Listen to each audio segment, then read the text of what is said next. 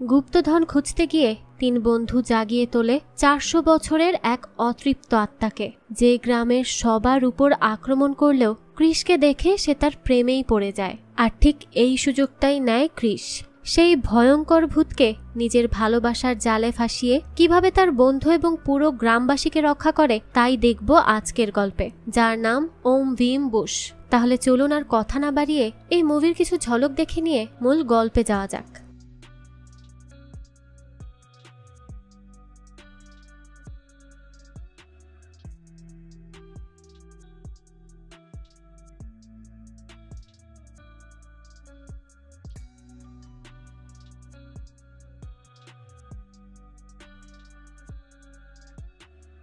গভীর রাত, চারিদিকে শুনশান নীরবতা। এর মধ্যেই একজন তান্ত্রিক রাজপ্রাসাদের মতো একটি বাড়িতে কিছু তন্ত্রমন্ত্র করছিল। তো তান্ত্রিকটা বলতে থাকে, প্রিয় সাম্পাঙ্গী, আমরা ধন সম্পদের বাক্সের সন্ধান চাইছি, তাই দয়া করে আমাদের সেই সম্পদ কোন দিকে আছে তা বলে দাও। তারপর দেখা যায় কিসের আর ধন সম্পদের লোকেশন উল্টো সাম্পাঙ্গী তান্ত্রিক সহ বাকি সবাইকে মারধর করে আর তাদের অবস্থা একেবারেই খারাপ করে ফেলে। আর পরে যখন তান্ত্রিক সহ অন্যান্য সবাই পালাতে যায় তখন দেখা যায় মহলের দরজায় লেগে যায়, হয়তো এরা সবাই প্রাণেই মারা গিয়েছে। তো এরপরে আমরা এখানে সাম্পাঙ্গীর কণ্ঠস্বর শুনতে পাই আর বুঝতে পারি যে সে একজন মহিলা। আর এখানে তার কি রহস্য আর কিসের সেই ধন সম্পদের বাক্স যার জন্য এত কিছুর আয়োজন, অবশ্যই আমরা এই সবই গল্পের সাথে সাথেই জানতে পারবো। দৃশ্য পরিবর্তন হয় আর আমরা দেখতে পাই লিগ্যাসি ইউনিভার্সিটি হায়দ্রাবাদ। আর তখন বাজে রাত 2টা। তো সেখানের প্রফেসর রঞ্জিত রাতে বসে বসে কাজ করছিল।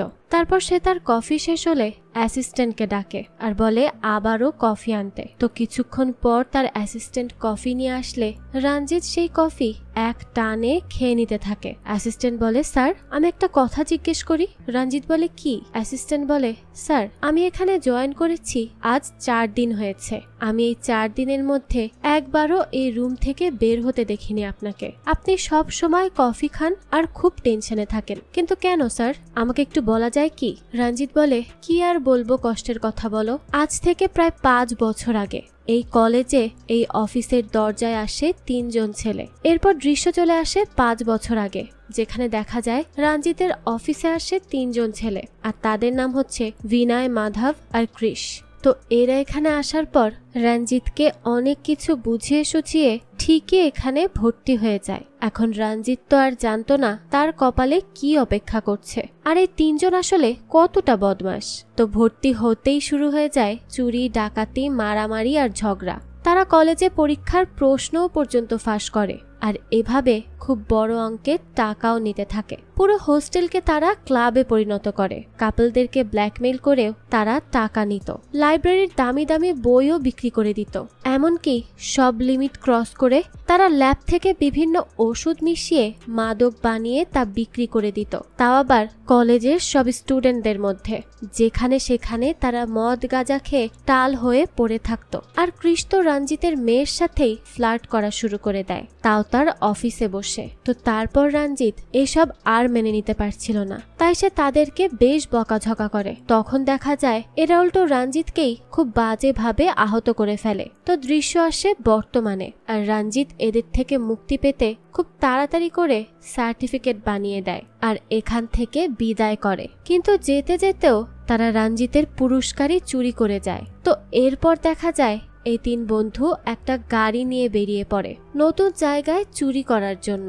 তো তারা কথা বলতে বলতেই যাচ্ছিল, তখন হঠাৎ করেই রাস্তায় তাদের গাড়িটা নষ্ট হয়ে যায়। তাই তারা বাধ্য হয়ে সেখানেই নেমে পড়ে আর আশেপাশে ঘুরে ঘুরে একটা জায়গায় আসে আর দেখতে পায় একজন তান্ত্রিক মন্ত্রতন্ত্র পড়ে ভূত তাড়িয়ে টাকা নিচ্ছে, যা দেখে তারা বেশ অবাক হয়। তারপর তাদের 3 জনের মাথায় সবসময়ের মতো আবারও একটা বিটলা বুদ্ধি আসে। তারা এবার সিদ্ধান্ত নেয় তারাও এইসব কাজ করবে আর খুব সহজেই ইনকামও করতে পারবে। তাই এবার তারা তিনজন মিলে একটা অফিস খুলে বসে, যার নাম দেয় bank bros A to Z solutions. তো তারপর তারা কতগুলো পোস্টার বানায় প্রচারণার জন্য, গ্রামের বিভিন্ন জায়গায় সেগুলো বিতরণ করে আর লোকজনকেও আসতে বলে তাদের সমস্যা নিয়ে। এসবের মধ্যে ক্রিস একটা মেয়েকে দেখে পছন্দও করে ফেলে, যার নাম জালজা। তবে তার বাবা খুব খারাপ একজন লোক। তার মেয়ের দিকে কেউ তাকালে তাকে সে প্রাণেই মেরে ফেলে, কারণ সে একজন ক্রিমিনালই বলা যায়। গ্রামের সবাই তাকে বেশ ভয় পায়। তবে ক্রিসও ঠিক করে সে যে করেই হোক জালজাকেই এই ভয় থেকে আর কষ্টের জীবন থেকে মুক্ত করবেই। তো রাতে বসে বসে ক্রিস তার বন্ধুদের সাথে কথা বলছিল যে সে জালজাকে চায় আর তাকে ভালোবেসে ফেলেছে। বিনয় বলে, আরে ভালোবাসা, তুই কি পাগল? আজ সকালে নিজের চোখে দেখলি না তার বাবা কি করে একটা ছেলেকে মারলো শুধুমাত্র তার মেয়েকে প্রপোজ করার জন্য? তোর কি মরার খুব শখ উঠেছে? সে তার মতো তোরও হাড্ডি ভেঙে রেখে দিবে, বুঝতে পেরেছিস? অন্ধের মতো বেকার কথা বলিস না ক্রিস। ক্রিস বলে, কি রে, তুই নিজেকে কি মনে করিস? হ্যাঁ, বিগ বস? তোর থেকে কে এত ভাষণ শুনতে চেয়েছে বলতো? তখনই এখানে তারা তিন বন্ধু মিলে এইসব নিয়ে কথা বলছিল, কিন্তু হঠাৎ করেই সেখানের মন্দিরে একটা ঘন্টা বেজে ওঠে আর দেখা যায় সেই সাম্পাঙ্গির মহলের মধ্যে অদ্ভুতভাবে তোলপাড় শুরু হয় আর আশেপাশের গ্রামের সব মানুষজনও ছুটে ছুটে পালাতে থাকে। দমকা হাওয়া এসে সব কিছু উড়িয়ে নিয়ে যেতে থাকে। তারা তো বুঝতেই পারে না যে এখানে কি হচ্ছে। তখনই গ্রামের লোকদের থেকে তারা জানতে পারে যে সাম্পাঙ্গি ক্ষেপে গিয়েছে, তাই এখান থেকে পালানোই উচিত হবে। এখন এরা তো বুঝতে পারে না যে এইসব কি হচ্ছে এখানে। তো তারপর ক্রিস একজন মহিলাকে জিজ্ঞেস করে, কে এই সাম্পাঙ্গি? তো সেই মহিলা বলে, 400 বছরের পুরাতন একটা আত্মা। সে আমাদের গ্রামের সবাইকে খুব বিরক্ত করছে এখন পর্যন্ত। আমাদের এতগুলো বছর ধরেই যন্ত্রণায় রাখছে। তাকে কেরালার ভূত বলা হয়। তো তারপর সবাই সবার ঘরে গিয়ে দরজা লাগিয়ে ফেলে। বিনয় বলে, এই গ্রামের সবাই চলে গিয়েছে, শুধুমাত্র আমরা বাদে। তাই তাড়াতাড়ি গাড়িতে উঠে পড়, না হলে আমাদেরও খারাপ কিছু হতে পারে। তাই তারা দ্রুত গাড়িতে ঢুকে গাড়ি লক করে ভিতরেই বসে থাকে। তো দৃশ্য চলে আসে পরের দিন সকালে। দেখা যায় গ্রামের সবাই আবার আগের মতোই স্বাভাবিকভাবে চলাফেরা করছে। তো বিনয় এদেরকে দেখে বলে, খুব অদ্ভুত তো, এরা কি করে আজ সকালে এত নর্মাল হয়ে চলাফেরা করছে? কাল রাতেই তো কত ভয় ছিল। এটা আবার কেমন গ্রাম? ক্রিস তখন তার কথায় এতটাও পাত্তা দেয় না। বিনয় বলে, আমি এখানে নেগেটিভ এনার্জির ফিলিংস পাচ্ছি। ক্রিস বলে, বাদ দে তো, খারাপ কিছুই হবে না। বিনয় বলে, কি খারাপ হবে না? এখন 12টা বাজে, কিন্তু একটা কাস্টমারও আসেনি আমাদের। এত খরচ আমাদের সবই বৃথা হয়ে যাচ্ছে। ক্রিস বলে, আরে আজ আমরা আমাদের উপর ইনভেস্ট করছি। এমনও তো হতে পারে যে কাল আমাদেরকে দেখবি মানুষ গুগলে সার্চ করছে, তখনই দেখা যায় সেখানে একজন লোক আসে তাদের কাছে সাহায্য চাইতে। তার নাম নারাসিমহা। ক্রিস বলে, কি সমস্যা হচ্ছে আপনার, আমাদেরকে বলুন তো। তখন নারাসিমহা বলে, ভাই, আমি প্রতি রাতে স্বপ্নে আমার মাকে দেখি। তো তিনি আমাকে একটা গুপ্তধন সম্পর্কে বলেছেন। এখন আমি সেই গুপ্তধনের খোঁজ চাই। আপনারা দয়া করে আমাকে সেই খোঁজটা দিতে পারবেন? ক্রিস বলে, কোনো সমস্যা নেই, আপনি নিশ্চিত থাকুন, আমরা এর একটা সমাধান ঠিকই করব। তারপর নারাসিমহা ঠিকানা দিতে গেলে ক্রিস বলে, আরে আমাদের এসব কিচ্ছু লাগবে না, আমরা নিজেই বের করে নিব।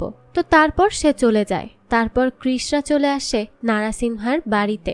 সেখানে গিয়ে খুঁজে খুঁজে ঠিকই পেয়ে যায় সেই গুপ্তধনের খোঁজ, আর সেই জায়গাটা খোদাই করতে বলে।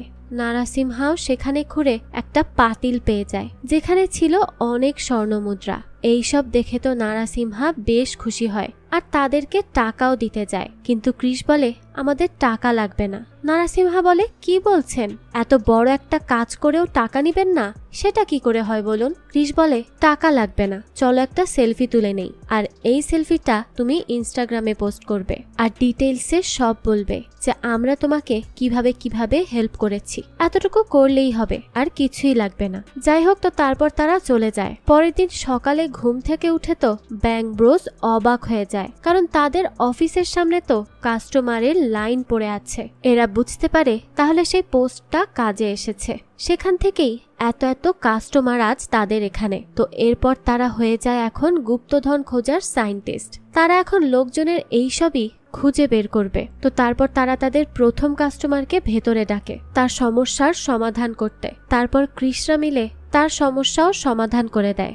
এরকম অনেকগুলো কাস্টমার দেখার পর এখন তাদেরকে ডাকে জালজার বাবা। তো তারা সেখানে গিয়ে দেখে জালজার সৎমাকে ভূতে ভর করেছে, আর ক্রিস খুব সহজেই সেই ভূতকে তার ভেতর থেকে বের করে আনে, যার জন্য জালজার বাবা তাদের উপর বেশ ইমপ্রেস হয়। আর এইভাবে একের পর এক ট্রিক্স কাজে লাগিয়ে তারা গ্রামের সবার কাছে তাদের ভগবান হয়ে উঠতে থাকে। তারা এদেরকে এখন পুজো করতেই শুরু করে দেয়। ডাক্তারের কাজ থেকে শুরু করে তান্ত্রিকের কাজ সবকিছুই ব্যাংব্রোজরা করে। তো গ্রামের লোকেরা এখন তাদের অনেক বড় একটা জায়গায় থাকতে দেয়, অনেক আলিশান ভাবে। তো এইভাবে তারা দিন দিন গ্রামের সবার কাছে ধীরে ধীরে হিরো হয়ে ওঠে। তো রাতে যখন ক্রিস ঘুমিয়েছিল তখনই সে একটা অদৃশ্য শব্দ শুনতে পায়, আর তাকে কেউ মাদানা মাদানা বলে ডাকছিল, বলছিল মাদানা উঠে পড়ো, মাদানা এখানে চলে আসো। এই সব কথা শুনে তো ক্রিস ঘুম থেকে উঠে পড়ে আর কেমন একটা ঘোরের মধ্যে চলে যায়। তারপর আবারও সেই অদৃশ্য শক্তি বলে, আমার প্রতিটা নিঃশ্বাস তোমার পথ চেয়ে অপেক্ষা করছে, এখন তুমি আমার এতদিনের তৃষ্ণা মেটাও মাদানা। ক্রিস তো বেহুশের মতো এইসব শুনছিল আর হেঁটে হেঁটে বাইরে আসছিল। তো যখনই ক্রিস হেঁটে হেঁটে সেই মহলের দিকে যাচ্ছিল তখন হঠাৎ করেই তার সামনে একজন অদ্ভুত লোক এসে দাঁড়ায় আর বলে, ওই মহলের দিকে যেও না, সেখানে সাম্পাঙ্গি থাকে আর সে তোমাকে মেরেই ফেলবে। ক্রিস তখন বলে, আমি তো ভেতরে যাবই, আমি এইসব কথা মানি না। লোকটা বলে, আগে আমার দিকে তাকিয়ে দেখো সাম্পাঙ্গি আমার কি অবস্থা করেছে। তারপর দেখা যায় লোকটার পায়ের অবস্থা খুব খারাপ। লোকটা বলে, এখনই এখান থেকে চলে যাও, তাড়াতাড়ি পালাও। তো ক্রিস এইসব দেখে সেখান থেকে চলে যেতে থাকে। তখন আবারও সাম্পাঙ্গি বলে, তুমি কেন ফিরে যাচ্ছ? আর তো মাত্র 1 ইঞ্চি জায়গার দূরত্ব ছিল মাদানা। তখনই পায়ে একটা গাছের সাথে ধাক্কা লেগে ক্রিস সাথে সাথে নিচে পড়ে যায় আর তার হাতে চলে আসে একটা লকেট। ক্রিস সেই লকেটটাকে হাতে তুলে দাঁড়াতেই দেখা যায় তার চারদিকে একটা অগ্নিচক্র তৈরি হয়ে যায় আর সেখানে তার কিছু ফ্ল্যাশব্যাক আসে। তো এরই সাথে সাথে ক্রিস ঘুম থেকে উঠে যায়, অর্থাৎ এটা ছিল তার স্বপ্ন। তবে এই স্বপ্নের অবশ্যই একটা বেশ বড় সম্পর্ক আছে ক্রিসের বাস্তব জীবনের সাথে। আসলে কে সেই রহস্যময় সাম্পাঙ্গি, আর কেনই বা সে এত বছর ধরে ক্রিসের জন্য অপেক্ষা করেছিল? তার আসল কাহিনীটা কি? এই সব কিছুরই প্রশ্নের উত্তর আমরা গল্পের সামনেই জানতে পারবো। তো ক্রিস ঘুম থেকে উঠে একটা দীর্ঘ নিঃশ্বাস ফেলে যে এটা স্বপ্ন ছিল, কারণ সে সত্যি সত্যি খুব ভালো মতো ভয় পেয়ে গিয়েছিল। তো তখনই সেখানে মাধব ক্রিসকে বলে, কিরে তোর গলায় এই লকেট কিসের? ক্রিস তখন বলে, আসলে জিমের কোচ আমার ওয়ার্কআউট দেখে খুশি হয়েছিল তাই এটা দিয়েছে। মাধব বলে, বাহ, আজকাল এইসব গিফটও দেয় নাকি? তো এরপর সেখান থেকে মাধব আর বিনয় চলে যায়। তখন ক্রিস বলে, আচ্ছা সত্যিই তো, আমি এই লকেট কোথা থেকে পেলাম? তো এটা কি করে ক্রিসের গলায় এসেছে সেটা সে নিজেও জানে না। বিষয়টা কিন্তু সত্যি বেশ জটিল। আমরা খেয়াল করলে দেখতে পাই এটাই হচ্ছে সেই লকেট যা ক্রিস স্বপ্নে দেখেছিল। তাহলে সে যদি স্বপ্নে এটা দেখে থাকতো তো এই লকেট বাস্তবে কি করছে? বিষয়টা কিন্তু বেশ রহস্যময়। তো যাই হোক, তারপর দেখা যায় জালজা ক্রিসের কাছে আসে, কারণ তার মায়ের শেষ স্মৃতি ছিল একটা রিং যা সে নৌকা ভ্রমণে গিয়ে হারিয়ে ফেলেছে। তাই এখন সে ক্রিসের কাছে এসেছে যাতে করে ক্রিস তাকে সেই রিংটা খুঁজে দেয়। তো ক্রিস বলে, আচ্ছা ঠিক আছে, আমি অবশ্যই খুঁজে দিব, যেহেতু এটা মায়ের স্মৃতি। অন্যদিকে আমরা বিনয়কে দেখি, সেই গ্রামেরই একটা মেয়েকে পছন্দ করেছে, তাই সে তার সাথে বসে বসে সময় কাটাচ্ছিল। তারপর সেখানে ক্রিস এসে তাদেরকে বলে, মার্চের 3 তারিখ জালজার জন্মদিন, কিন্তু তার বাবার তো মনেই নেই তার জন্মদিনের কথা। তাকে তো সে বাইরেও যেতে দেয় না, তাই আমরা সবাই রাতে গিয়ে জালজাকে জন্মদিনের সারপ্রাইজ দিব। বিনয় বলে, আরে ভাই, ওই বাড়িতে 100 জন হবে যারা পাহারায় থাকে, যদি আমরা একবার ধরা পড়ে যাই তাহলে নিশ্চিত সেখানেই মারা যাব, এত বড় রিস্ক আমরা নিতে পারবো না। তখনই দেখা দেখা যায় সেখানে একজন লোক মাইক নিয়ে আসে আর ঘোষণা করে যে আজ চন্দ্রগ্রহণ হবে আর আজ সবচেয়ে বেশি শক্তিশালী থাকবে সাম্পাঙ্গি, তাই সবাই যেন নিরাপদ জায়গায় চলে যায়। তো এরপর ক্রিস বলে, এরা সবাই কেন চলে যাচ্ছে এইভাবে? প্লিজ তোরা কিছু একটা কর। বিনয় বলে, আরে আমরা কি করতে পারি এই চন্দ্রগ্রহণে? তখন বিনয়ের গার্লফ্রেন্ড রাতালু বলে, আমার মাথায় একটা বুদ্ধি এসেছে। যেহেতু গ্রামের সবাই সাম্পাঙ্গিকে খুব ভয় পায়, তাহলে কেউ একজন এই সাম্পাঙ্গি সেজে জালজার বাড়ি চলে যাও। তাহলে ক্রিস জালজার জন্মদিন খুব সহজেই পালন করতে পারবে, কারণ আজ ভয়ে কেউই বাইরে থাকবে না, আর থাকলেও নকল সাম্পাঙ্গিকে দেখেই সবাই ভয়ে পালাবে। ক্রিস তখন বলে, হ্যাঁ হ্যাঁ, এটা তো খুব ভালো একটা বুদ্ধি। তো তারপর বিনয়কেই সাম্পাঙ্গি সাজানো হয় আর তাকে নিয়েই তারা যেতে থাকে জালজাদের বাড়ির উদ্দেশ্যে। তো এরপর দেখা যায় তারা কোনো মতে লুকিয়ে ঢুকে পড়ে জালজাদের বাড়িতে। সেখানে তখন চন্দ্রগ্রহণ শুরু হয় আর হঠাৎ করেই জালজা তো এটা শুনে বেশ খুশি হয়, কিন্তু পরে যখন তার বাবার কথা মনে পড়ে তখন আবারও সে ক্রিসকে বলে, এটা ঠিক হয়নি ক্রিস, যদি আমাদেরকে বাবা দেখে ফেলেন তাহলে কিন্তু অনেক মারাত্মক কিছু হয়ে যেতে পারে। ক্রিস বলে, আরে ছাড়ো তো, আমি এইরকম অনেক লোকদের দেখেছি, আমি এইসব একদমই পাত্তা দেই না। তো তারপর জালজাকে নিয়ে রুম থেকেই চলে যায় ক্রিস। অন্যদিকে দেখা যায় জালজার বাবার হাতে বিনয় আর তার বন্ধু ধরা পড়ে যায়। জালজার বাবা তখন এতটাই রেগে যায় যে সে তাদেরকে গুলি করতে প্রস্তুত হয়ে যায়, কারণ তার অনুমতি ছাড়া তার বাড়িতে কেউ আসবে এত বড় দুঃসাহস কি করে দেখালো তারা। তবে কোনোভাবে সেখান থেকে তারা বেঁচে পালিয়ে যায়। এদিকে ক্রিস জালজাকে তার জন্মদিনের শুভেচ্ছা জানায় আর তাকে বলে তার জন্য একটা সারপ্রাইজ আছে। জালজা বলে, কি সেটা? ক্রিস তখন জালজাকে তার মায়ের হারিয়ে যাওয়া সেই রিংটা দেয় আর বলে, আই লাভ ইউ। জালজাও তখন ক্রিসের এই প্রপোজাল একসেপ্ট করে নেয় আর তাকে বলে সেও ক্রিসকে ভালোবাসে। সে যেদিন প্রথম তাদের দেখা হয়েছিল সেদিন থেকেই সে তাকে পছন্দ করে। তো এরপর দৃশ্য পরিবর্তন হয় আর আমরা দেখতে পাই ব্যাংক ব্রোজের অফিস। সেখানে তারা তাদের কাজ করছিল নতুন কাস্টমারকে নিয়ে, কিন্তু তখনই তাদেরকে ডেকে আনা হয় কারণ গ্রামে পঞ্চায়েত বসেছে তাদের বিরুদ্ধে। ক্রিস, বিনয় আর মাধব সেখানে আসে আর জালজার বাবা যেহেতু সেখানকার পঞ্চায়েত প্রধান, তাই সে এখানে ছিল বিচার করার জন্য। তো ব্যাংক ব্রোজদের বিরুদ্ধে অভিযোগ করেছে কিছু তান্ত্রিক, কারণ ব্যাংক ব্রোজরা আসার পর থেকে সব তান্ত্রিকদের ইনকাম শেষ হয়ে গিয়েছে, কারণ গ্রামের সবাই চলে যেত শুধুমাত্র ব্যাংক ব্রোজদের কাছে। তো তারপর জালজার বাবা বলে, ভাইরাগী বলো কি অভিযোগ তোমার? ভাইরাগী বলে, এরা তিনজন মিলে গ্রামের সবাইকে বোকা বানাচ্ছে। ক্রিস বলে, আমাদেরকে কেন এসব বলছেন? আমরা কি করেছি? ভাইরাগী বলে, কারণ তোমরা গ্রামের লোকদেরকে ধোকা দিচ্ছ। সেই যে নারাসিমহার ঘরের থেকে গুপ্তধন তোমরা খুঁজে দিয়েছিলে, সেগুলো সব নকল ছিল।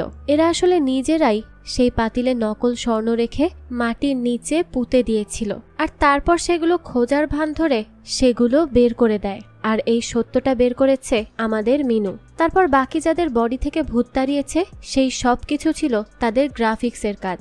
তারা যে সবাইকে ভূত বন্দি করে দেখিয়েছে এটাও ছিল সেই গ্রাফিক্সেরই কাজ। তারা যা যা এখন পর্যন্ত করেছে এই সব ছিল ফেক। এগুলো হচ্ছে তাদের ছলনা। এরা আসলে এক নম্বরের ধোঁকাবাজি করা ছেলে। তাই এদেরকে এই গ্রাম থেকে এখনই এই মুহূর্তেই বের করে দেয়া হোক। তখন একজন তান্ত্রিক তাদেরকে ছুতে গেলে সেখানে রাতালু আসে আর বলে, এই আমি যেভাবে মাছ কুচি কুচি করে কাটি ঠিক সেভাবেই কেটে ফেলে রেখে দিব যদি তুই এদেরকে টাচ করিস। তখন সেখানে একজন মহিলা আসে আর বলে, না আমি মানি না, এরা ধোঁকাবাজি করেছে, কারণ আমি মা হতে পারছিলাম না, কিন্তু এদেরকে দেখানোর পর আমি আজ কনসিভ করেছি। তারপর আর একজন বলে, এদের কারণে আজ আমি বেঁচে আছি, এদের থেকে ভালো ছাড়া কখনো খারাপ কিছু পাইনি, তাই আমরা ভাইরাগীকে চাই না, আমরা শুধুমাত্র ব্যাংক ব্রোজদেরকেই চাই। তারপর সেখানে সবাই ব্যাংক ব্রোজ বলে মিছিল করছিল। তো এই সব শুনে ক্রিসরা তো বেশ সাহস পায় যে তারা তাদেরকে সাপোর্ট করছে। ভাইরাগী বলে, তো তোমরা সবাই বলছো এই ব্যাংক ব্রোজরা আসল, তারা ধোঁকাবাজি করছে না, তারা জেনুইন? গ্রামের সবাই বলে হ্যাঁ। ভাইরাগী বলে, তোমরা কি মনে করছো যে সায়েন্টিস্ট আর তথ্য প্রযুক্তি আমাদের প্রাচীন শিক্ষার থেকে বেশি ভালো? গ্রামের সবাই বলে হ্যাঁ সেটাই। ভাইরাগী বলে, আচ্ছা ঠিক আছে, আমিও তাহলে তাই বিশ্বাস করব যা যা তোমরা তাদের মধ্যে বিশ্বাস করছো। যদি সায়েন্স আর টেকনোলজি এতই এগিয়ে থাকে তাহলে আমার একটা ওপেন চ্যালেঞ্জ আছে। গ্রামের লোকেরা বলে, কিসের চ্যালেঞ্জ? বৈরাগী বলে, আমরা সবাই জানি এখানে সবচেয়ে বড় গুপ্তধন কোথায় আছে, আর সেটা হচ্ছে সাম্পাঙ্গির প্রাসাদে। যদি এরা সত্যি ধোঁকাবাজি না করে থাকে তাহলে তাদেরকে বলো সেই গুপ্তধন উদ্ধার করে নিয়ে আসতে। আর যদি তারা সত্যি সত্যি সেই গুপ্তধন নিয়ে আসতে পারে তাহলে আমি নিজে তাদের সামনে মাথা নত করব আর সবকিছু মেনে নিব যে সত্যি আমাদের শিক্ষার থেকে তাদের সায়েন্স আর টেকনোলজি অনেক এগিয়ে। আর শুধু তাই নয়, আমি এই গ্রাম ছেড়েই চলে যাব। তো তারপর ক্রিস আর তার বন্ধুরা মিলে আলোচনা করে। তো ক্রিস বলে, আরে ভেবে দেখ, আমরা ওখানে গেলে কত টাকার গুপ্তধন পাবো, আর ভূত কি আমাদের থেকে বেশি বড় হবে নাকি? কোনো সমস্যা হবে না, আমরা সব ঠিক করে নিব। তো তারপর ক্রিস জালজার বাবাকে বলে, আমরা এই চ্যালেঞ্জ একসেপ্ট করতে রাজি হব, তবে তার জন্য আমার 3টা শর্ত আছে। জালজার বাবা জিজ্ঞেস করে, কি শর্ত? ক্রিস বলে, আপনি আমার সাথে জালজার বিয়ে দিবেন যখন আমি সেই গুপ্তধন প্রাসাদ থেকে নিয়ে আসব। জালজার বাবা তখন বলে, এই তুমি আমার মেয়েকে কেন তোমাদের এই চ্যালেঞ্জের মধ্যে টানছো? তখন জালজার বাবাকে আরেকজন বলে, ভাই আগে তো এদেরকে বেঁচে ফিরতে দিন, আর যদি ফিরেও আসে আমরা কিন্তু কোটি টাকার গুপ্তধন পাবো, তাই এখন আপাতত এইসব মেনে নিন, সমস্যা নেই, পরে আমরা সব দেখে নিব। ক্রিস বলে, কি ব্যাপার, এত কিসের আলোচনা হচ্ছে? আমাদের হাতে তো এত সময় নেই যে এত আলোচনা করছেন। তারপর জালজার বাবা যখন বলে, আমি রাজি আছি এই শর্তে, তখন তো খুশির চোটে জালজার মুখের রঙই বদলে যায়। সে ভাবতেই পারেনি তার বাবা এমন কিছুতে রাজি হয়ে যাবে, তাও এত সহজে। তারপর ক্রিস দ্বিতীয় শর্ত বলতে বলে মাধবকে। মাধব বলে তারা সেই গুপ্তধনের 50% নিবে। তারপর তৃতীয় শর্তে বিনয় বলে, আমাদেরকে এই বৈরাগী গ্রামে আসার পর অনেক ভয় দেখিয়েছে, তাই আমরা সঠিকভাবে কাজ করার পর এদের মাথা ন্যাড়া করে গ্রাম থেকে বের করে দিতে হবে। বৈরাগী বলে, কি মাথা ন্যাড়া করে? তারা তিনজনই বলে হ্যাঁ। তো তারপর বৈরাগী তাদের এই শর্তে রাজি হয়। তবে গ্রামের সবাই বলছিল এটা কিন্তু বেশ বিপজ্জনক কাজ, তারা যেন এরকম চ্যালেঞ্জে রাজি না হয়। কিন্তু ক্রিস বলে, তোমরা সবাই শান্ত হয়ে যাও আর আমাদেরকে এই চ্যালেঞ্জ একসেপ্ট করতে দাও। তারপর ক্রিস সহ তার 2 বন্ধু মিলে এই চ্যালেঞ্জ নিয়ে নেয়। জালজার বাবা বলে, তাহলে ঠিক আছে, যাও তৈরি হয়ে এসো সাম্পাঙ্গির প্রাসাদের ভেতরে যাওয়ার জন্য। তো তখন গ্রামের একজন লোক বলে, সাম্পাঙ্গি নাচ করতে খুব পছন্দ করে, আর যদি তাকে কেউ সেই কাজ করতে বাধা দেয় তাহলে সে তাকে খুব বাজেভাবে হত্যা করে। আমরা তখন সাম্পাঙ্গির প্রাসাদের কিছু দৃশ্য দেখি, যা দেখে আরো রহস্য গভীর হচ্ছিল। সেখানে কিছু ছবি দেখা যায় যার মধ্যে কারো মুখ বোঝা যাচ্ছিল না, আর এত বড় প্রাসাদ কিন্তু এর অবস্থা ছিল খুবই খারাপ, যেন 1000 বছর ধরে এমন ভাবেই অযত্নে পড়ে আছে। দেখে কেমন যেন গা হিম করে আসে। তো আরো কিছু গ্রামের লোকেরা বলে যে সাম্পাঙ্গির আত্মাকে একজন জাদু করে বন্দি করে রেখেছে, আর তার পাহারা হিসেবে সেই গুপ্তধন আছে। তো যে এই গুপ্তধন তার থেকে আনতে যায় সেই মারা যায়, অর্থাৎ সাম্পাঙ্গি তাদেরকে মেরে ফেলে। তো যাই হোক, এরপর দেখা যায় গ্রামের সবার সাথে মিলে ক্রিস, বিনয় আর মাধব চলে আসে সেই প্রাসাদের সামনে। এরপরেই একজন সেই গেটের তালা খুলে আর তাদেরকে ভেতরে পাঠিয়ে আবারও গেট লাগিয়ে দেয়। বৈরাগী তো তখন হাসছিল, কারণ সে নিশ্চিত ছিল যে এরা আর কোনোভাবেই বেঁচে ফিরবে না। তো তারপর তারা 3 জন এসে ঢুকে একদম সাম্পাঙ্গির প্রাসাদে। তারা 3 জন মজা করেই ভেতরে ঢুকছিল, তবে যখন নিজে থেকেই দরজাটা লেগে যায় তখন বিনয় বেশ ভয় পায় আর বলে, এটা কি হলো? কিন্তু তারা এতটাও পাত্তা দেয় না, ভাবে হয়তো এমনিতেই লেগে গিয়েছে, এটা কি এমন বড় ব্যাপার। তো তারা 3 জন প্রাসাদ দেখছিল আর বলছিল কিভাবে তারা এই জমকালো প্রাসাদ পরিত্যাগ করতে পারে, শুধুমাত্র ভূতকে দায়ী করে। অদ্ভুত লাগছে সত্যি। তো তারপর তারা একটা রুম দেখে আর বিনয় বলে, এটাই হয়তো সাম্পাঙ্গির রুম। গ্রামের লোকদের কথা মতো তো এটাই মনে হচ্ছে আমার। মাধব বলে, ঠিক আছে চল আমরা তাহলে এটার ভেতরে যাই। বিনয় বলে, আরে ওখানে ভূত আছে। মাধব বলে, আরে চুপ করতো, এখানে কোনো ভূত টুত কিচ্ছু নেই, এইসব গ্রামের লোকেদের ভাবনা মাত্র, তাই চল যাই ভিতরে। তো এরপর তারা 3 জন সেই রুমে যাবে বলে সিঁড়ি বেয়ে উপরে ওঠে আর রুমের ভেতরে গিয়ে দেখে অনেক অনেক আগেকার সুন্দর সুন্দর সব জিনিসপত্র। মাধব তো মারাত্মক এক্সাইটেড ছিল, সে সাম্পাঙ্গির রুমের পুরো একটা রুম ট্যুর ভিডিও করে ফেলে আর পরে তারা রেডি হয় গুপ্তধন খুঁজতে। তবে এই সাম্পাঙ্গির রুমে কিন্তু ক্রিস তার স্বপ্নের মতো সেই চক্রটা দেখতে পায়, যেটা ছিল একটা স্টারের মতো। তারা এদিকে ওদিকে খুঁজতে খুঁজতে চলে আসে বাইরের একটা জায়গায়, আর সেখানে ঘুরে দেখে এখানে তো একজন মানুষের কঙ্কাল আর একটা পুতুল, যেটা দেখে মাধব বলে, বাহ বেশ কিউট তো। কিন্তু বিনয় বলে, আরে বোকা, ওটা হচ্ছে ব্ল্যাক ম্যাজিকের পুতুল।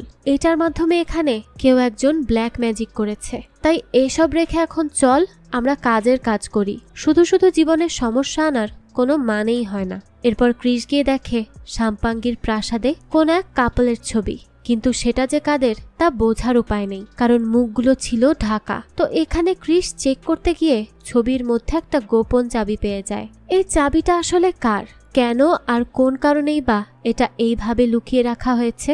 এই চাবিটার আসল উদ্দেশ্য কি, আর আসল কাজই বা কি? এই সব প্রশ্নের উত্তর আমরা খুব তাড়াতাড়িই পেয়ে যাব। তো যাই হোক, এরপর রাতের বেলা তারা বসে বসে খাবার খাচ্ছিল আর নিজেদের মতো গল্প করছিল যে তারা কিভাবে কি করলো।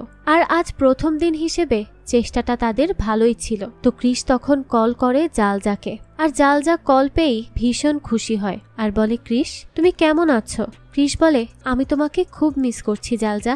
জালজা বলে, আমিও মিস করছি তোমাকে। তো এখানে কথা বলার মধ্যেই অদ্ভুত এক কাণ্ড ঘটে যায়। অবশ্য অদ্ভুত বলা যায় না, কারণ তারা যেহেতু আছেই ভূতের প্রাসাদে, তখন তো এইসব ঘটা একেবারেই স্বাভাবিক। তো জালজার সাথে কথা বলার মধ্যেই ক্রিসের মোবাইলটা হুট করেই ফেটে যায় আর তা থেকে ধোঁয়া বের হতে থাকে। তখন তার বন্ধুরা বলে, কি রে, কথা আসছে না কেন? কল কেটে গিয়েছে, আর তোর মোবাইল থেকে এরকম ধোঁয়া আসছে কেন? তারপর তারা কিছুই বুঝতে পারে না, তাই আজকের মতো এসে ঘুমিয়ে পড়ে। তখন আবারও শোনা যায় সেই সাম্পাঙ্গির ডাক। ক্রিসকে ডাকছিল সে মাদানা বলে। তো যাই হোক, এর মধ্যেই সকাল হয়ে যায় আর তারা তাদের মতো আবারও কাজে লেগে পড়ে। তখনই সেখানে মাধব একজন যোদ্ধার ছবি দেখে, তবে তারও মুখ দেখা যাচ্ছিল না। তো মাধব ওখানে রাখা তলোয়ার দিয়ে কিছুক্ষণ বেশ ভাবসাব নিতে থাকে। ওদিকে বিনয় একটা দেয়ালে দেখে সেখানে মালায়ালাম ভাষায় কিছু একটা লেখা আছে, যেটাকে সে গুগলে ট্রান্সলেট করে আর মাধবকে ডেকে বলে,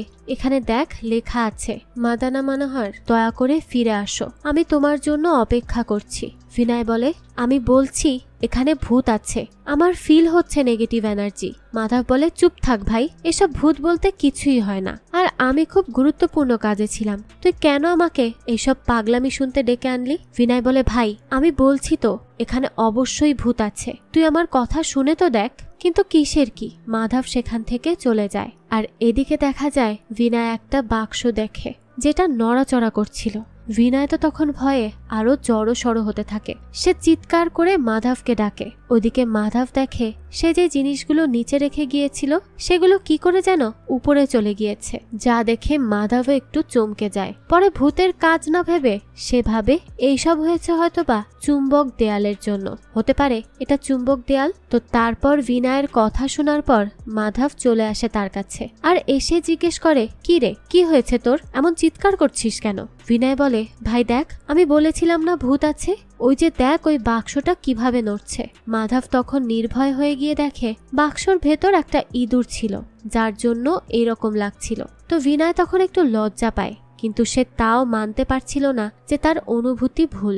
অন্যদিকে ক্রিস খুঁজতে খুঁজতে একটা মূর্তির কাছে যায় আর সেই মূর্তিকে ভালোভাবে চেক করার পর সে আরো একটা চাবি সেখানে পেয়ে যায়। ক্রিস এই নিয়ে মোট 2টা চাবি পায় আর ভাবে এই চাবির আসল কাজটা কি, কিভাবে কি খুলতে হবে এটা দিয়ে। তো এইসব প্রশ্নের উত্তর তো ক্রিসের কাছে ছিল না, তাই সে শুধু এগুলোকে সংগ্রহ করে রাখে আর ভাবে যখন দরকার হবে তখন হয়তো সে ঠিকই বুঝে যাবে। তো এরপর রাতের বেলা তারা যখন 3জন ঘুমিয়ে পড়ে তখন বিনয় উঠে বাথরুমে যাবে বলে, তো সেখানে গিয়ে তার হঠাৎ মনে হয় কেউ তো তার পেছনে আছে। তাই সে বারবার পেছনে তাকাতে থাকে, কিন্তু কাউকেই সে দেখতে পায় না। তবে এক সময় সে কিছু অনুভব করে আর সেখান থেকে দৌড়ে পালিয়ে আসে বিছানায়। তবে সে ঘুমাতে পারছিল না, তাই সে কান পেতে দেখে বিছানার নিচে কেউ তো আছে, যার শব্দ সে পাচ্ছে। তাই সে তার মোবাইলকে সেলফি স্টিকে লাগিয়ে খাটের নিচে দেয় আর সেখান থেকে সে একটা ফুটেজ আনে। আর সেটা দেখে সে তো রীতিমতো বেহুশি হয়ে যায়, কারণ সেখানে সে একটা আত্মাকে দেখেছে। তো পরের দিন সকালে যখন বিনয় এই সব কিছু তার বন্ধুদেরকে বলে তখন তারা কেউই বিশ্বাস করে না আর তাকে বলে, প্রমাণ কর। বিনয় তখন তার মোবাইলে তোলা ছবি দেখাতে যায়, তখন দেখে তার মোবাইল তো ব্ল্যাঙ্ক হয়ে আছে, তাই সে তাদেরকে কোনোভাবেই বিশ্বাস করাতে পারে না যে সত্যি এখানে আত্মা আছে, আর গ্রামের লোকেরা যা যা বলেছে সেই সবই সত্যি। তো এরপর তারা আবারও কাজে লেগে যায়, আর সেখানে ক্রিস একটা ছবির সামনে চাবিগুলো নিয়েই ভাবছিল।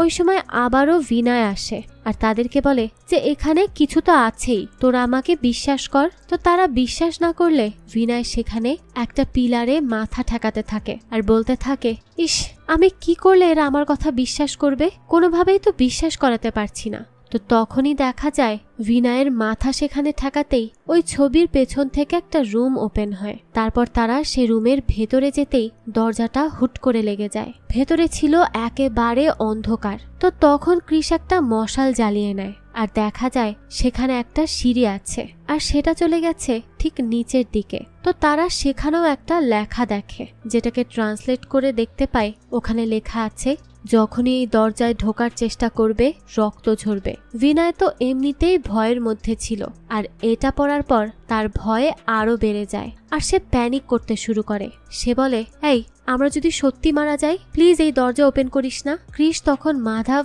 আর বিনয়কে বলে, যা, আগে এই দুইটা চাবি ওখানে দিয়ে দেখ ওপেন হয় কিনা। তারপর তারা চাবি দিতেই সেখানের লক খুলে যায়। এখন আর একটা চাবি চাই, তাহলেই এই দরজাটা ওপেন হয়ে যাবে। বিনয় তখন আবারও মানা করে তাদেরকে যাতে তারা এইসব না করে, কিন্তু ক্রিস তো কারো কথাই মাথায় তুলবে না। সেটা অসম্ভব, সে তো এর শেষ দেখেই ছাড়বে, তবেই তার শান্তি। তো তারপর যখন কেউই বিনয়ের কথা শুনছিল না, তখন সে এক কাজ করে, সারা প্রাসাদের বিভিন্ন জায়গায় ক্যামেরা লাগিয়ে রাখে ভূতবন্দি করে দেখানোর জন্য যে সে সত্যিই বলছে। ওদিকে মাধব তৃতীয় চাবি খুঁজতে গিয়ে অন্ধকারে ভূতের উপলব্ধি করতে পারে। এদিকে বিনয় আবারও ফিরে এসে যখন ফুটেজগুলো চেক করছিল, তখন দেখে সেখানে একটা আত্মার পা ঝুলে আছে তার পেছনেই। তো ভিডিওতে এইসব দেখে তো ভয়ে তার অবস্থা খারাপ হতে থাকে। তারপর যখনই সে পেছনে তাকায়, সে দেখতে পায় উল্টো হয়ে ঝুলে আছে একটা আত্মা, আর সে বলে, আমি সাম্পাঙ্গি। এই বলে সে হাসতে থাকে আর চিৎকার করতে থাকে। তখনই কোনোভাবে দৌড়ে বিনয় একটা জায়গাতে এসে লুকিয়ে পড়ে। কিন্তু ভূতের থেকে লুকিয়ে কি লাভ, সে তো সব জায়গাতেই যেতে পারবে এক নিমিষে। আর ঠিক তেমনটাই হয়, সাম্পাঙ্গি তার কাছে ঠিকই চলে যায় আর তাকে মারতে মারতে একেবারে বেহুশ করে ফেলে। ওইদিকে মাধব বিনয়কে খুঁজে, কারণ সে তার সাথে ভূত নিয়ে কথা বলতে চাচ্ছিল, তবে সে তাকে কোথাও পাচ্ছিল না। তখনই দেখা যায় সাম্পাঙ্গি মাধবকেও হান্ট করা শুরু করে, আর মাধব বুঝতে পারে গ্রামের লোকের কথা 100% সত্যি, এখানে সত্যি সত্যি ভূত আছে। মাধব তাও সাহসের সাথে সাম্পাঙ্গিকে বোকা বানানোর চেষ্টা করতে থাকে। সে বলে, এই, আমি জানি তুমি সাম্পাঙ্গি, আর তুমি কি জানো আমি ভূতের সাথে ছোটবেলা থেকেই খেলা করে এসেছি, তাই আমার সাথে খেলতে আসার বোকামি করবে না। কোথায় তুমি? হ্যাঁ, সামনে আসো। তো এরপরই দেখা যায় সাম্পাঙ্গি তার সামনে আসে আর তাকে এমন ধুলাই দেয় যে মাধবের সব পাওয়ার একদম ফুস হয়ে যায়। সাম্পাঙ্গি মাধবকে তুলে দূরে এক আছাড় মেরে ফেলে দেয়, আর পরে পেছনে পেছনে হান্ট করে একদম বিনয়ের কাছে নিয়ে পৌঁছে দেয়। তো দৌড়াতে গিয়ে মাধব বিনয়ের বডির সাথে ধাক্কা খেয়ে পড়ে যায়। মাধব বিনয়কে বলে, আরে তুই এইভাবে রাস্তায় শুয়ে আছিস কেন? বিনয় দেখে তার সাথে সাম্পাঙ্গি। বিনয় তখন চেঁচিয়ে বলে, আরে ভাই, তুই এখানে তোর সাথে করে একে কেন নিয়ে এসেছিস? সাম্পাঙ্গি তখন বিনয়কে একটা থাপ্পড় মেরে দেয়। বিনয় বলে, আরে ভাই, কিছু তো কর, এই সাম্পাঙ্গি আমাকে কখন থেকে মেরেই যাচ্ছে। মাধব বলে, ভাই, তুই আমার থেকে বেশি বুদ্ধিমান, তাই তুই কিছু কর। বিনয় বলে, আমি কি করব, আমাকে তো মেরেই যাচ্ছে। তাও বিনয় আবারও সাম্পাঙ্গিকে চেঁচিয়ে বলে, আরে থাম, আমাকে তুই 2টা মিনিট সময়তে একটা প্ল্যান ভাবতে দে। তারপর সে তার ফাদারের নামে স্কুলে সেই প্রার্থনা পড়তে থাকে একটা ক্রস দেখিয়ে। মাধব বলে, ভাই, তুই এখন স্কুলের প্রার্থনা কেন পড়ছিস? বিনয় বলে, আমি হলিউড মুভিতে দেখেছি এরকম ক্রস দেখিয়ে প্রার্থনা করলে ভূত কন্ট্রোলে চলে আসে, কিন্তু না। সাম্পাঙ্গি তো আবারও একটা থাপ্পড় বসিয়ে দেয় বিনয়কে। মাধব বলে, ভাই, আমার মনে হচ্ছে এই ভূত ইংলিশ মুভি দেখে না, হয়তো এটা তেলেগু ভূত। তো তারপর সে তেলুগু স্টাইলে ট্রাই করে, কিন্তু সেই ঘুরে ফিরে থাপ্পড়ি খায়। তখন মাধব বলে, আমার মনে হচ্ছে এটা কোনো তেলুগু ইংলিশ মুভির ব্যাপার না, এই ভূত মনে হয় মুভি দেখে না। বিনয় বলে, উফ, নিশ্চিত এই ভূত আগে মারামারি করতো বেঁচে থাকতে। কি জোরে জোরে মারছে বলতো, পালা ভাই, এখান থেকে পালা, না হলে আমাদের মেরেই ফেলবে। তো তারপর তারা দুজনই পালাতে শুরু করে এখান থেকে। তবে অদ্ভুত ব্যাপার তো তখন হয় যখন ক্রিসের সামনে আসে সাম্পাঙ্গি। সে এতই শান্ত হয়ে যায় যেন তার কোনো না কোনো সম্পর্ক আছে ক্রিসের সাথে। এখানে সাম্পাঙ্গিকে বেশ ইমোশনালও লাগছিল। সে আলতো করে ক্রিসকে টাচ করে আর পরে তাকে নিয়ে একটা রুমে আসে আর তাকে একটা অসম্ভব সুন্দর নাচ করে দেখায়। তখন বিনয় আর মাধবও সেখানে ক্রিসের সাথে বসে বসে নাচ দেখে। তো নাচ শেষে গ্রামের লোকদের কথা মতো তারা সাম্পাঙ্গির প্রশংসা করে। পরে সে চলে গেলে তারা তিনজন এই নিয়ে কথা বলে। বিনয় বলে, তোকে তো ভূত কিছুই করলো না, উল্টো তোর সাথে ফ্লার্ট করছে।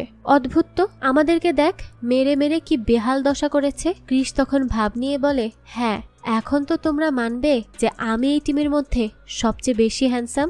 দেখো, আমার জন্য শুধু মানুষ পাগল তা না, বরং আমার জন্য তো ভূতও পাগল। তো তারপর তারা দুইজন বলে, ভাই তাহলে এক কাজ কর, তুই ওই ভূতের সাথে মিট কর আর আমাদের সব সমস্যার সমাধান করে আয়। ক্রিস বলে, আরে না ভাই, ভূতের সাথে কি মিট করে? বিনয় বলে, ভাই মিট না, মানে ডেট। ক্রিস বলে, হ্যাঁ, কিন্তু আমি তো একজনকে ভালোবাসি। বিনয় বলে, আরে ভাই, তুমি তো এখন রাজা, দেখলে না কি করে নাচ করেছে সে তোমার সামনে। আর রাজাদের তো একসাথে অনেক স্ত্রী থাকে, গার্লফ্রেন্ড থাকে। তো তারপর তারা কোনোভাবে রাজি করায় তাকে আর একটা তোড়া হাতে ধরিয়ে দেয়। তো তখন ক্রিস গিয়ে দরজার সামনে বলে, সাম্পাঙ্গি, আমি কি ভেতরে আসতে পারি? এটা বলতেই দরজা খুলে যায় আর সাম্পাঙ্গি তখন ধীরে ধীরে ক্রিসের দিকে এগিয়ে আসছিল। সাম্পাঙ্গির চোখে মুখে তখন এমন একটা অনুভূতি হচ্ছিল যেন তার অনেক দিনের অপেক্ষার অবসান ঘটেছে। তার চোখ দুটো ছলছল করছিল, তার কপাল ভাঁজ হয়ে আসছিল অভিমানে। তো তখনই ক্রিস বলে, আমি ডক্টর ক্রিস, আর তোমার নাচটা খুবই সুন্দর ছিল, তো এই ফুলের তোড়াটা তোমার জন্য। সাম্পাঙ্গি তো খুবই যত্ন সহকারে সেই তোড়াটা জড়িয়ে ধরে। আর তখন ক্রিস বলে, আমরা একটু কথা বলি। ওইদিকে বাইরে তার দুই বন্ধু ছিল বেজায় চিন্তায়, ভেতরে না জানি কি হচ্ছে। তারা তাদের বন্ধুকে ভেতরে পাঠিয়ে তো দিল ভূতের সাথে ডেট করতে, কিন্তু এখন সে কি বাঁচতে পারবে নাকি মরে যাবে কোনো কিছুরই তো ঠিক ঠিকানা নেই। ওইদিকে ক্রিস ভূতকে তার প্রেমে ফেলার জন্য বলে, তুমি যখন আমার সাথে ফ্লার্ট করছিলে তখন আমার মাথায় একটা গান আসে, গানটা গেয়ে শোনাই। তো তারপর ক্রিস তাকে গান শোনায় আর সাম্পাঙ্গি তো তার অন্ধ প্রেমের কারণে কিছু বুঝুক আর না বুঝুক হাততালি দেয় আর বলে, খুব সুন্দর হয়েছে। ক্রিস বলে, তো তুমি তোমার ব্যাপারে কিছু শেয়ার করবে? সাম্পাঙ্গি বলে, আমার নাম সাম্পাঙ্গি চন্দ্রমৌলি, আমার বাবার নাম সদাশিবা রাজামৌলি। ক্রিস বলে, রাজামৌলি? সাম্পাঙ্গি বলে, আমি কেরালা রাজবংশের থেকে এসেছি। ক্রিস বলে, ও তুমি কেরালা রাজবংশের? আমিও রাজবংশেরই, ভীমাবারাম থেকে। সাম্পাঙ্গি বলে, তুমি কি পছন্দ করো? ক্রিস বলে, কি আর, ড্রিঙ্ক করা, গেম খেলা, এইসবই, আর সুন্দরী গর্জিয়াস মেয়েদের যেমন তুমি। তো তুমি কি পছন্দ করো? সাম্পাঙ্গি বলে, আমি পশু পছন্দ করি। তখন ক্রিস বলে, ও, আমাকেও আগে টিচাররা বলতো আমি নাকি পশু, তাই তুমি আমাকে সেই হিসেবে পছন্দ করতেই পারো। এই ছেলের অবস্থাটা দেখুন, কথার জালে ফেলে তাকে ইমপ্রেস করার কি চেষ্টাটাই না করছে, নিজেকে সে পশুও বানিয়ে দিল শেষ পর্যন্ত। তো যাই হোক, তারপর সাম্পাঙ্গি বলে সে নাচতে পছন্দ করে, তাও সিল্ক শাড়ি পরে, আর সে যে ক্রিসকে ভালোবাসে সেটাও বলে। কিন্তু এখানে বেচারা ফ্লার্ট কিং ক্রিসের ফ্লার্ট করার মুড একেবারেই চলে যায় যখন সে জানতে পারে আসলে এই ভূত তো কোনো মহিলা ভূত নয়, বরং সে হচ্ছে পুরুষ ভূত। সাম্পাঙ্গি জানায় সে কেরালাতে থাকতে নাচ করতে খুব পছন্দ করত, মেয়েদের মতো শাড়ি পরে, কিন্তু সেখানে কোনোভাবেই সম্ভব হচ্ছিল না, তাই সে এখানে চলে আসে। তো এখান থেকে যখন ক্রিস জিজ্ঞেস করে, মেয়েদের মতো মানে তুমি কি মেয়ে না? তখন সাম্পাঙ্গি বলে, না, আমি ছেলে। আর ব্যাস, সেখান থেকে দেবদাসের মতো বেরিয়ে আসে ক্রিস। আর তার বন্ধুদেরকে এই ব্যাপারে বলতেই বিনয় তো খুব মজা নেয়। যাই হোক, তো এরপর তারা আবারও চাবি খুঁজতেই লেগে পড়ে আর খুঁজে পেয়েও যায়। এরপর তারা রুম খুলে যখন ভেতরে আসে সেখানে তখন তারা একটা প্রাচীন বই পায় যেখানে সাম্পাঙ্গির জীবন সম্পর্কে বলা হয়। সাম্পাঙ্গি বলে, আমি কেরালাতে থাকতাম, আমার বাবা সেখানকার রাজা ছিলেন, আমি তার একমাত্র সন্তান ছিলাম, কিন্তু আমার কাছে রাজত্বের চেয়ে বেশি ভালো লাগতো কুচিপুড়ি নাচ। আমার মেয়েলি আচরণ আর মেয়েদের মতো শাড়ি পরে নাচ করাকে আমার বাবা মারাত্মক ঘৃণা করতে শুরু করেন এবং আমাকে অনেক তুচ্ছ করে। আমি সবসময় তাকে বুঝাতে চাইতাম যে আমি আসলে এই রকম, কিন্তু আমার বাবা আমাকে কখনো বুঝতেই চায়নি। তারপর তিনি নাচকে আমাদের রাজ্যতে নিষিদ্ধ করে দেন আর আমাকে তলোয়ার চালানো শেখাতে মাদানা মানোহর নামের একজন ট্রেনারকে আনেন। কিন্তু সে বুঝতে পারে আমার আগ্রহ বেশি নাচে আর সে আমার সেই আগ্রহকে মূল্য দেয় আর আমাকে নাচ শেখাতে শুরু করে। এইভাবে আমাদের বন্ধুত্ব বাড়ে আর একদিন মাদানা আমাকে প্রপোজ করে যে সে আমাকে পছন্দ করে আর আমার সাথে বাকি জীবন কাটাতে চায়। আমি যখন দেখেছি আমাকে সে বোঝে, তাই আমি রাজি হয়ে যাই। কিন্তু আমার বাবা জানার পর আমাদেরকে মেরে ফেলার হুমকি দেয়। তখনই আমরা দুজন প্রয়োজনীয় স্বর্ণ নিয়ে কুচিপুড়ি গ্রামে পালিয়ে আসি আর সেখানে আমাদের নতুন দুনিয়া বানাই। একদিন মাদানা তার কাজে বাইরের রাজ্যে যাবে, সেজন্য আমাকে বলেছিল যে সে না ফেরা পর্যন্ত আমি যেন এই প্রাসাদেই থাকি। তো এই পর্যন্তই গল্প পাই কৃষ। তখন সে বলে আমাদেরকে মাদানার আসল কাহিনী জানতে হবে, তাই বাকি পেজগুলো এখানেই থাকবে, খুঁজতে থাকো। তো এই সময় এখানে একটা টুইস্ট রিভিল হয় আর আমরা বুঝতে পারি কেন এই ভূতের এত দুর্বলতা কৃষকে নিয়ে। সেখানে একটা ছবির ফ্রেম আছে যা কৃষের বন্ধু সরিয়ে দেখে ওখানে তো মাদানা আর সাম্পাঙ্গি, কিন্তু মাদানা তো দেখতে একদম কৃষের কপি। তো এই হচ্ছে আসল কারণ। তারপর বিনয় কৃষকে বলে আরে ভাই, তুই কি তার মানে মাদানার আগের জন্ম ছিলি? তার আরেক বন্ধু বলে আর ওই সাম্পাঙ্গি মরলো কি করে, তার মাদানারই বা কি হলো? তো এরপর এরকম অনেক প্রশ্নের জন্য কৃষ আবারও সাম্পাঙ্গির কাছে যায় একদম মাদানা সেজে, তার পোশাক পরে। সেখানে গিয়ে সাম্পাঙ্গিকে তার শেষ বলে যাওয়া কথাটা জিজ্ঞেস করে। তখন সাম্পাঙ্গি বলে তুমি যাওয়ার আগে বলেছিলে আমাকে বিয়ে করবে, সব আয়োজনও করা হচ্ছিল, কিন্তু সেই যে তুমি গেলে আর ফিরলে না, আর আমি সেই অপেক্ষায় আজ এই রকম হয়ে গিয়েছি। আর ওই যে লকেটটা পায় কৃষ, ওটা ছিল সাম্পাঙ্গি আর মাদানার ওয়াদার চিহ্ন, আর প্রাসাদের সেই সব ছবিগুলোও ছিল আসলে মাদানা আর সাম্পাঙ্গির। তো তারপর বাইরে এসে এবার সব কাহিনী কৃষ তার বন্ধুদেরকে বলে। আসলে সেদিন যখন মাদানা বাইরে যায় তখন সাম্পাঙ্গির বাবার লোকজন এসে মাদানাকে মেরে ফেলে। সে এতজনের সাথে লড়াই করে পারে না। এরপর যখন সাম্পাঙ্গির কাছে খবর আসে যে মাদানা মারা গিয়েছে, তখনও সে বিশ্বাস করে না, কারণ মাদানা তাকে ওয়াদা করে গিয়েছে সে ফিরবে, আর সে সবচেয়ে বেশি তার ওয়াদাকে বিশ্বাস করে। সেজন্যই সে এত বছর ধরে অপেক্ষায় ছিল। আর এই প্রাসাদেই সে নাচতে নাচতে একদিন মারা যায়। তো তার শেষ ইচ্ছা ছিল মাদানাকে বিয়ে করা, আর সেই বিয়েই এবার তার মুক্তির পথ হবে। তাই আমাকে যেহেতু সে মাদানা ভাবে, তাই আমি তাকে বিয়ে করব। তো এখানে তার বন্ধু এর বিরুদ্ধে অনেক কিছু বলে, কিন্তু কৃষ বলে এই সাম্পাঙ্গি অনেক সাফার করেছে, আর দরকার নেই। একটা বিয়ে যদি তাকে মুক্তি দিতে পারে তাহলে আমি তাই করব। তো গ্রামের লোকদেরকে পরের দিন আনা হয়, আর তাদেরকে এই কথা বললে কেউই মানতে চায় না। তবে পরে সবাই রাজি হয় আর ধুমধাম করে বিয়ের আয়োজন শুরু হয়। সাম্পাঙ্গি তো মারাত্মক খুশি। সেখানে জালজা থেকে শুরু করে তার বাবাও ছিল। তারপর বিয়ে শেষ হওয়ার আগে সেখানে চলে আসে সেই তান্ত্রিক, যার পর সাম্পাঙ্গি রেগে যায় আর তাকে প্রায় মেরেই ফেলতো, কিন্তু তখনই কৃষ এসে তার গলায় মঙ্গলসূত্র পরিয়ে দেয় আর বিয়ে সম্পূর্ণ করে এবং অবশেষে তার মুক্তি হয়। তবে যাওয়ার আগে সাম্পাঙ্গি মাদানা অর্থাৎ কৃষকে কিছু ভালোবাসার কথা বলে যায়, আর সাম্পাঙ্গি যাওয়ার সাথে সাথে সেখানে মাটি ফেটে সেই গুপ্তধন বেরিয়ে আসে। তো পরের দিন শর্ত মতো জালজার বিয়ে হয় কৃষের সাথে, আর সেই গুপ্তধনের 50%ও তাদেরকে দেওয়া হয় এবং তান্ত্রিকের মাথাও ন্যাড়া করা হয়। তো তারপর দেখা যায় এই তান্ত্রিক তো কৃষদের কলেজেরই সিনিয়র ছিল, তাই তারা তাকেও আপন করে নেয় আর তান্ত্রিকও ভালো হয়ে যায়। ওইদিকে দেখা যায় মাধব সেই সাম্পাঙ্গির প্রাসাদে যায় আর সেখানের একটা রুমের সামনে গিয়ে বলে লাম্বা সিঙ্গি, আমি কি ভেতরে আসব?